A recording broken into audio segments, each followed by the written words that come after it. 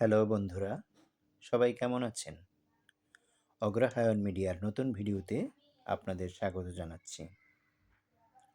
বাগেরহাট জেলার বিভিন্ন প্রান্তে অনেকগুলো প্রত্নতাত্ত্বিক নিদর্শন রয়েছে। আজ তেমনি একটি প্রত্নস্থান ঘুরে দেখানোর জন্য আমরা চলে এসেছি বাগেরহাটে। আজ আমি আপনাদের ঘুরে দেখাবো কোদলা মঠ নামে একটি স্মৃতিসৌধ।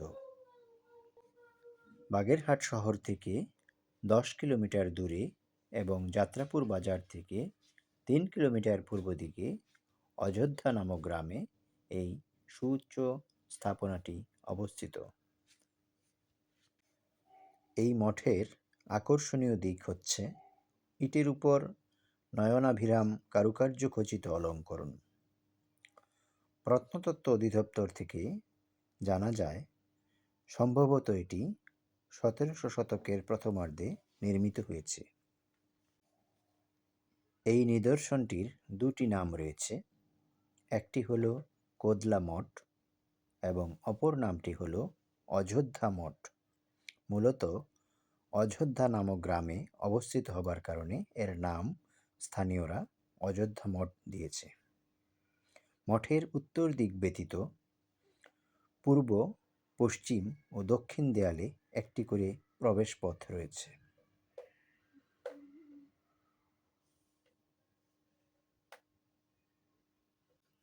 প্রত্নতত্ত্ব অধিদপ্তর খুলনা বিভাগের অধীন এই প্রত্ন নিদর্শনটি ঘুরে দেখার জন্য দেশের বিভিন্ন স্থান থেকে পর্যটকগণ প্রতিদিন এই স্থানে বেড়াতে আসেন।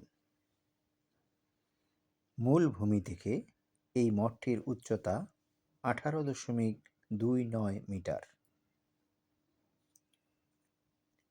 দেয়ালের প্রশস্ততা 2.75 মিটার। এই মঠের আশেপাশের এলাকায় মূলত হিন্দু ধর্মাবলম্বী মানুষেরা বসবাস করে।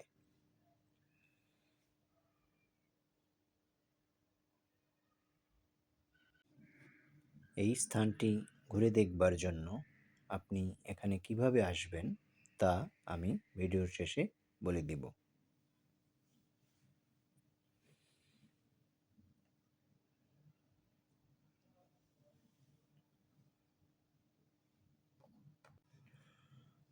সপ্তদশ শতকের প্রথমার্ধে নির্মিত এই ঐতিহাসিক স্থাপনাটি দেখার জন্য দেশের বিভিন্ন প্রান্ত থেকে পর্যটকরা এখানে ছুটে আসেন।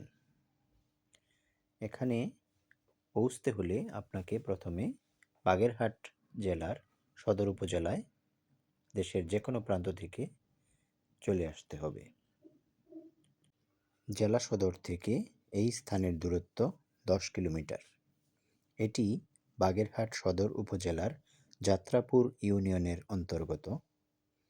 এই গ্রামের নাম অযোধ্যা। বাগেরহাট শহর থেকে প্রথমে যাত্রাপুর বাজারে এসে তারপর সেখান থেকে অটো বা ভ্যানে চড়ে এই অযোধ্যা গ্রামে আপনি চলে আসতে পারবেন। এই স্থানে প্রবেশের জন্য কোনো টিকিটের প্রয়োজন হয় না। আমরা এখন দেখতে পাচ্ছি অযোধ্যা মঠের ভেতরের দেয়ালের অংশ।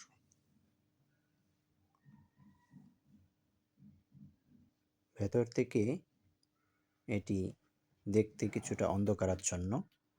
3 দিকে 3টি প্রবেশ পথ রয়েছে, তবে দক্ষিণ দিকের প্রবেশ পথটি খোলা এবং পূর্ব ও পশ্চিম দিকের প্রবেশ পথটি লোহার গ্রিল ব্যবহার করে বন্ধ করে দেওয়া হয়েছে।